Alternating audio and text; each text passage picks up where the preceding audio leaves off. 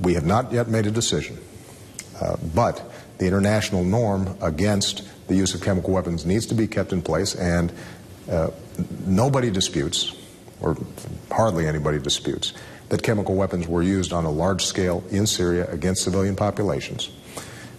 We have looked at all the evidence, and we do not believe the opposition possessed nuclear weapons of that, or chemical weapons of that sort. We do not believe that, given the delivery systems using rockets, that the opposition could have carried out these attacks. We have concluded that the Syrian government, in fact, carried these out. And if that's so, then there need to be international consequences. So we are consulting with our allies. We're consulting with the international community. And, I have no interest in any kind of open-ended conflict in Syria, but we do have to make sure that when countries break international norms on weapons like chemical weapons that could threaten us, that they are held accountable. But, Mr. President, with all due respect, what does it accomplish? I mean, the signals the American people are getting is that this would be a limited strike over limited duration.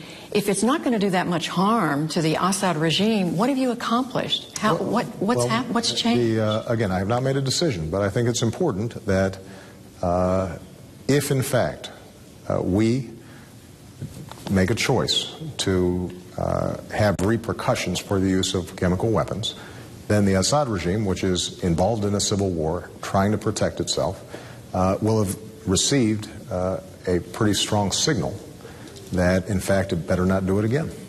And that doesn't solve all the problems inside of Syria.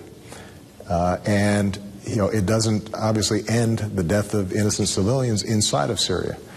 And we hope that, in fact, ultimately a political transition can take place inside of Syria. And we're prepared to work with anybody, the Russians and others, to try to bring the parties together to resolve the conflict. But we want the Assad regime to understand that by using chemical weapons on a large scale against your own people, against women, against infants, against children, that you are not only breaking international norms and standards of decency, but you're also creating a situation where U.S. national interests are affected, and that needs to stop.